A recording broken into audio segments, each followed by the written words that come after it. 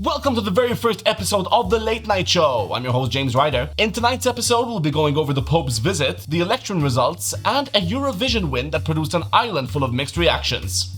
Let's go!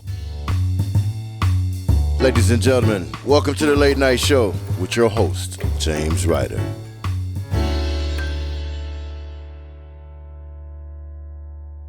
Pope Francis has finally made his journey to Malta and Gozo in a visit that was almost as highly anticipated as the Lidl barbecue sale. The Pontiff's visit reportedly cost €4 million, and most of that was just to get him to meet the parliamentarians and their children.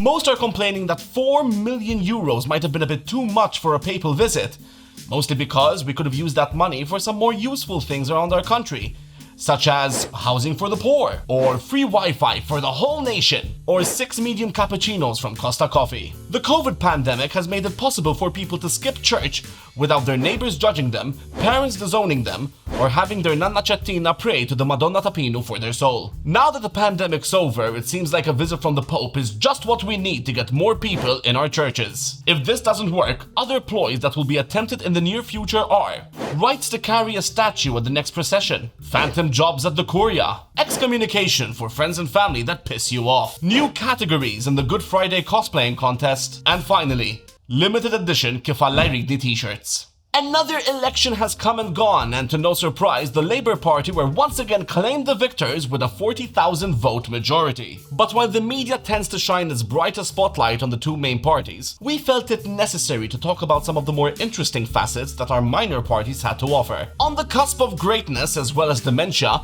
Zaren of the Eagle Party took on this election with a rather augmented approach. Making waves large enough to reach Lad Bible, Zaren had pledged €4,000 to Maltese women who wish to have breast enhancements. It has since been revealed that this decision came from Zaren's failure to understand certain terms such as inflation and domestic growth. Despite all this, Zaren is far from taking home the crazy trophy this election, as budding political party ABBA had thrown their hat into the ring in hopes of leading the nation towards Catholic enlightenment. ABBA, the political party that's anti-gay yet named their party after half the playlist at Lollipop, aims to give the Maltese people their freedom by restricting them of anything not too Jesus-y. While the ABBA candidates didn't prove too popular with voters, at least they have the full support of the wives that they were electrocuted into liking. As for the Partito Popolare, their website looks like a low-budget Panini album, while their impassioned speeches register higher levels of batshit than Dracula's toilet. You can tell this guy missed the photo shoot.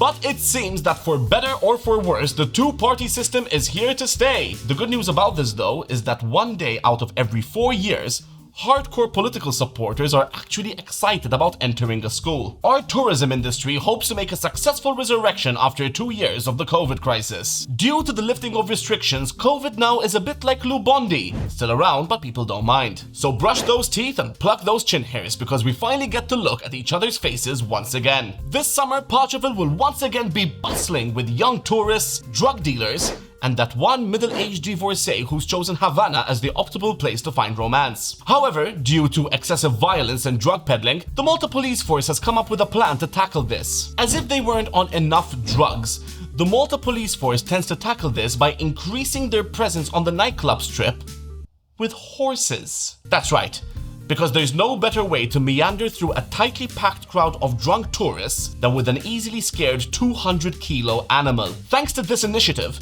bouncers won't be the only reason minorities get kicked in the face. Also, the horses are only going to pay so much attention until they walk into one of the clubs. Horse walks into a bar, am I right?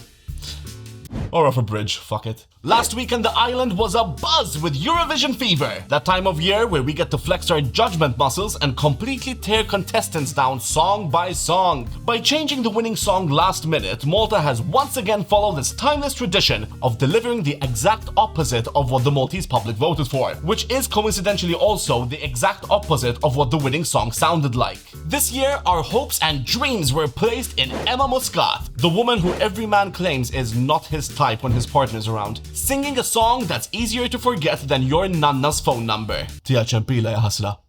Our failure to win means that once again we will be denied the pleasure of hosting the Eurovision next year. But we did have this year's Malta song runner-up to present the points. Times have been tough on old Woody. In a surprise plot twist, the song that stole our hearts this year was the UK entry by Sam Ryder, the guy who was annoyingly likable thanks to his equal appeal to hipsters and old ladies. I mean, seriously, put a lamb on him and you have Jesus. But the ultimate winner was Ukraine, following mass public votes from people all over the continent. Voting for Ukraine this year was a bit like being at school and showing support for the kid that's being bullied. However, Malta was one of those few exceptions where the juicy 12-point mark was given elsewhere. The Ukraine victory sparked a ton of mixed reactions around Malta. We found in a recent survey that 5% think Ukraine deserved it, another 5% think the UK deserved it, and 90% think that Herman Bonacci should just retire. Nevertheless, we're already excited to see which singer will be voting in next year, you know, before they ultimately end up singing Shemsh at your cousin's wedding.